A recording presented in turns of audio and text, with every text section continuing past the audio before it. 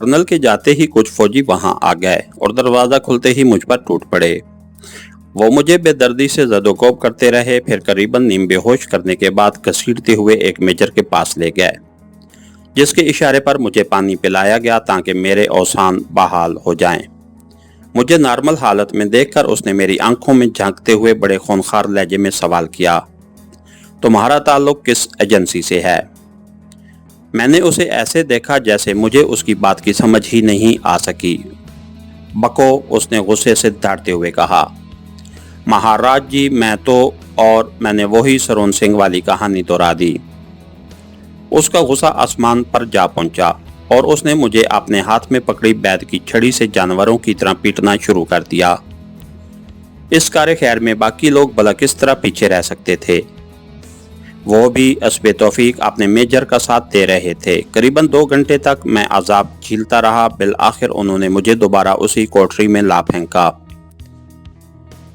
शाम के वक्त मुझे एक और कर्नल के सामने पेश किया गया। शायद वो लोग बारी बारी अपनी सलाहियतें आजमाना चाहते थे। ये हिंदू कर्नल सबका उस्ताद निकला। मिस्टर परवेज, मुझे अफसोस है कि हाई कमान ने तुम्हारे बारे में हुक्म दिया है कि अगर तुम सच न बताओ तो तुम्हें गोली मार दी जाए। मैं तुम्हें आधा घंटा सोचने का मौका देता हूँ, उसके बाद हमें माजूर समझना। इतना कहकर उसने मुझे वापस ले जाने का हुक्म दिया। वापसी पर मेरे साथ उनका सलूक खासा खुशगवार था।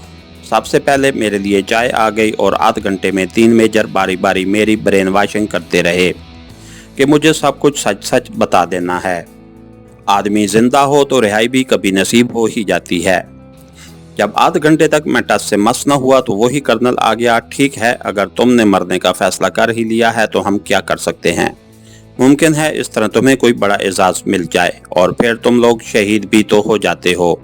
उसने ये सारी बातें तंजिया लहजे में कही थीं।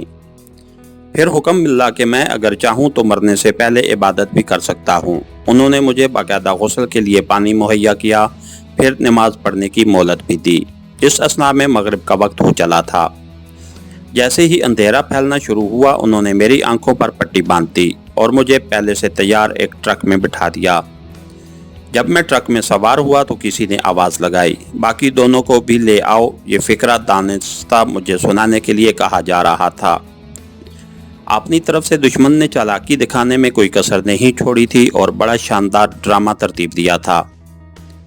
कदमों की आहट गूंजी जैसे मेरे बाद कोई और भी सवार हुआ हो और ट्रक चल पड़ा।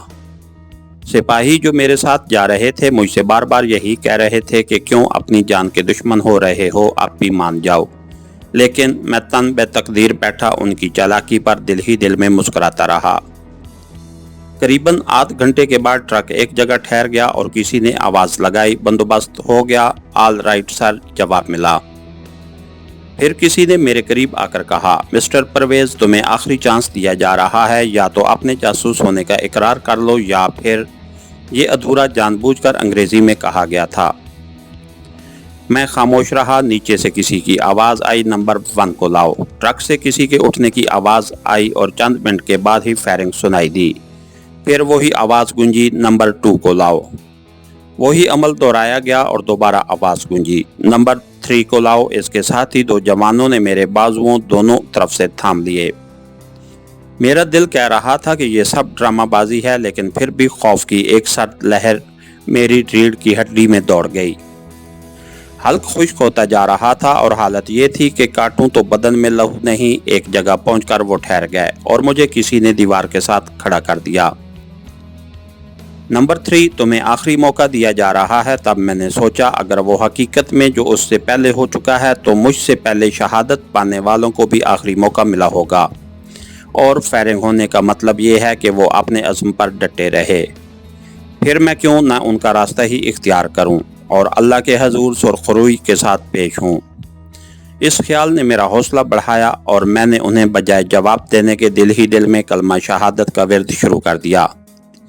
तैयार जवान, वही आवाज़ गूंजी। उसके साथ राइफलों के लोड करने का शोर हुआ। अचानक किसी ने चिल्लाकर कहा, स्टॉप। किसी के भागते कदमों की आवाज़ सुनाई दी। उसे अभी आईजी के रूबरू पेश करना है, ऊपर से हुक्म आया है, आने वाले ने कहा। बड़े खुशकिस्मत हो, कुछ दिन और जिंदा रहने को मिल गया। वही आवाज़ सुनाई दी। मुझे राइफलों के बट मारते हुए वो लोग घसीटते हुए एक जीप तक ले आए और जब मेरी आंखों की पट्टी खुली तो मैं एक पुलिस स्टेशन में मौजूद था।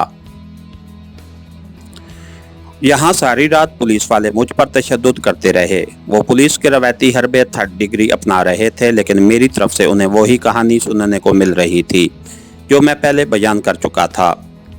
करीबन 4 घंटे तक मगजमारी करने के बाद बिल आखिर उन्होंने मुझे अधमुआ करके हालात में फेंक दिया।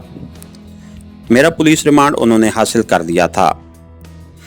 सुबह पुलिस के 4 सिपाही मुझे लेकर आज़म अमृतसर हुए, जहां पंजाब के बदनाम तरीन अमृतसर इंटरोगेशन सेंटर में मेरी तफ्तीश होना करार पाई। पुलिस ने कमाल मेहरबानी से मेरी आंखों पर पट्टी न बांधी। मेरी चादर भी अभी तक इत्तेफाक से मेरे पास मौजूद थी। किसी की नज़र उस तरफ नहीं गई थी, वरना उन्होंने तो मुझे मेरी जूतियों तक से महरूम करके एक टूटी फूटी चप्पल पहना देनी थी। मेरे साथ 2 राइफल बरदार सिपाही थे, लेकिन मैं जानता था कि उनकी बंदूकें लोड नहीं रहती। सरहद से करीबन 1.5 मील दूर थी। मैंने जान पर खेलने का फैसला कर लिया और फरार का मंसूबा बना लिया। उन्होंने हथकड़ी मेरे एक हाथ में पहना दी। थाने से कुछ फासले पर खेतों का सिलसिला था, जिसके बाद देहाती आबादी और फिर सरहद।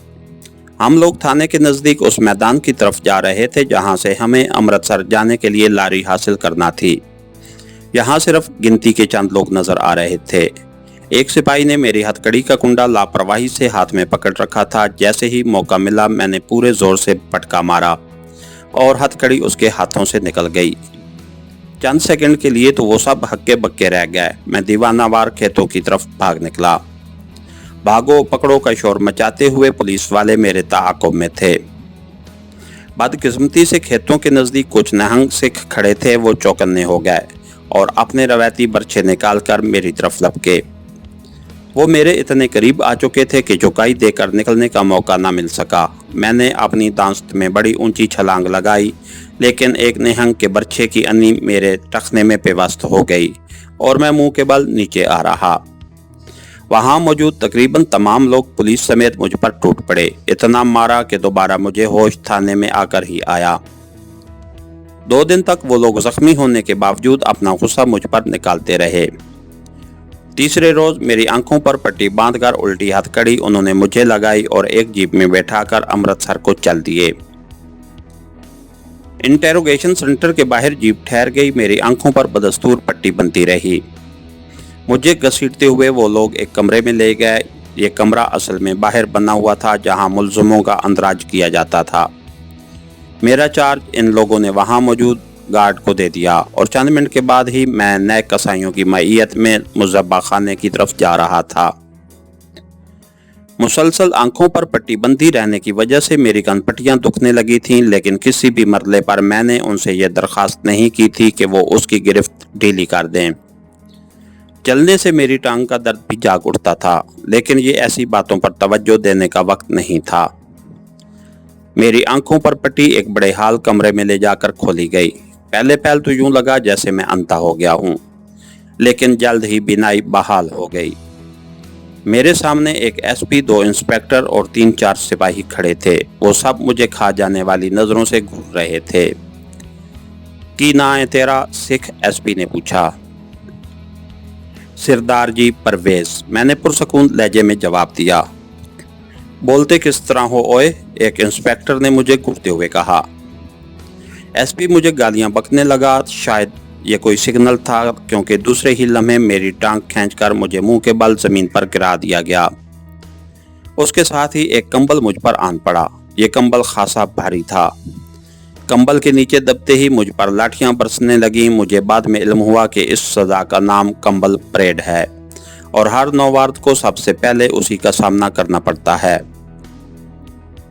पहले तो अचानक कंबल ऊपर आ पड़ने से दम घुटने लगता है, फिर उस पर उन दरिंदों का बेतहाशा लाठियां बरसाना, चीखने चिल्लाने की आवाज़ भी बाहर नहीं निकल पाती।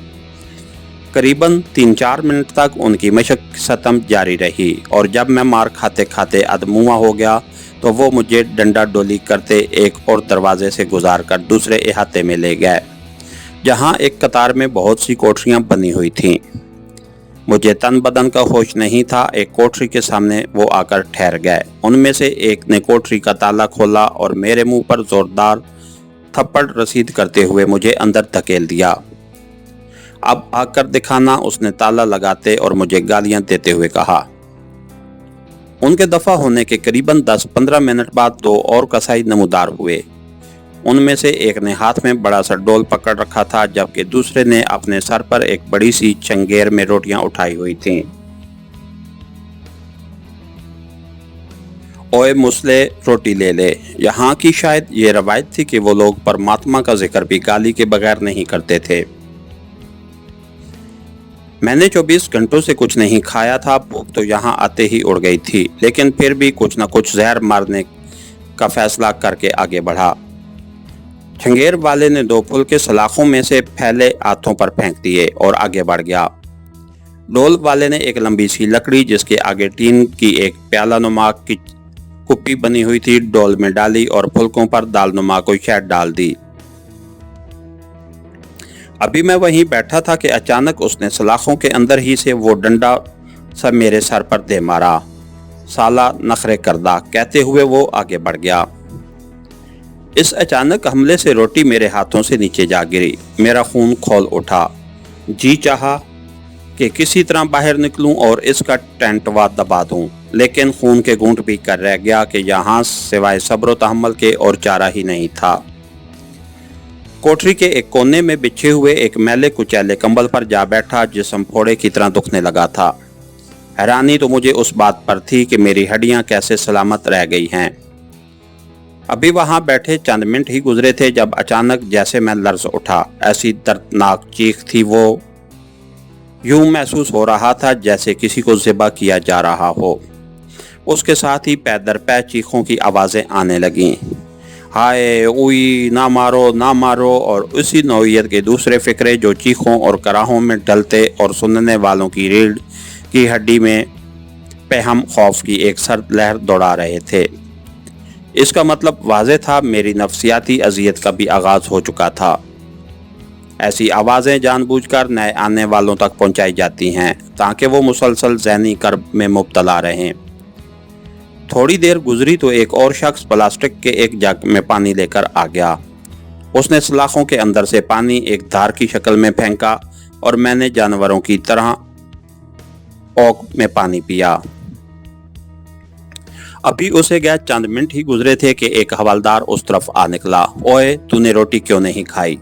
उसने भी गालियों का विर्द शुरू कर दिया। मुझे बाद में इल्म हुआ कि रोटी न खाने वाले को जेल और थाने में ज़बरदस्ती रोटी खिलाई जाती है, इसलिए कि दौरान तफ्तीश या कराता नामी सज़ा से बचने के लिए लोग रोटी खाना छोड़ देते थे और जेल में हड़ताल करने के लिए ये नुस्खा आजमाया जाता था। गालियां बकता हुआ वो तो दफ़ा हो गया, लेकिन याजूज माजूज मेरे सर पर आ मुसल्लत हुए। रोटी फर्श पर देखकर वो सब बाजमात होकर गालियां बकने लगे और मुझे घसीटते हुए बाहर निकाल लिया। उसके साथ ही मेरे जिस्म पर क़यामत टूटने लगी। वो वैश्यों की तरह दीवानावार मुझे मारने लगे। फिर हुक्म मिला कि ज़मीन से रोटी उठाकर खाऊं और ज़मीन पर गिरी दाल को ज़बान से चाटूं। वो लोग इंसानियत की पस्त तरीन सतह पर उतर आए थे। मैंने उससे इनकार कर दिया, जिसके साथ ही मुझ पर तशद्दुद होने लगा और बेहोश करने के बाद उन्होंने मुझे कोठरी में फेंककर ताला लगा दिया। तमाम क़यामतें मुझ पर बाकायदा तफ्तीश से पहले टूट रही थीं और बाकायदा तफ्तीश का मरहला अभी बाकी था। शाम तक मैं बेहोश रहा। शाम के बाद एक डॉक्टर ने मेरा मुआयना किया। अभी नहीं मरता कहकर उसने ज़ोरदार ठोकर मुझे रसीद की और चला गया। वो क़यामत की रात थी। मुसलसल मार खाते मेरा अंग अंग टूटने लगा। यूं महसूस होता जैसे किसी ने जिस्म की तमाम हड्डियां टुकड़े टुकड़े कर दी हैं। रात को ऊपर ओढ़ने के लिए कंबल दे दिया गया, जिसे मैंने फौरन ही उतार कर एक तरफ फेंक दिया। उसमें से अजीब व गरीब कीड़े बरामद होकर मेरे जिस्म में सुइयां सी चबोने लगे थे। वो सारी रात आंखों में कट गई, क्योंकि रात को आमतौर से तफ्तीश की जाती थी और सामने बनी पार्क के ऊपर खास तौर से तफ्तीशी सेल बनाए गए थे। सारी रात मार खाकर फरियाद करने वालों की आहें और कराहें मेरे जहन पर हथौड़े बरसाती रहीं। और तलुए फजर के करीब अभी आंख लगी ही थी कि कोठरी की सलाखों वाले दरवाजे पर लगने वाली ज़रबात ने मुझे जगा दिया। इसके साथ ही हमारी आज की एपिसोड का इख्तिताम हुआ। कहानीगर चैनल को लाइक कीजिए, सब्सक्राइब कीजिए और बेल आइकन को प्रेस कर दीजिए ताकि हर आने वाली नई वीडियो आप तक पर वक्त पहुंच सके। शुक्रिया।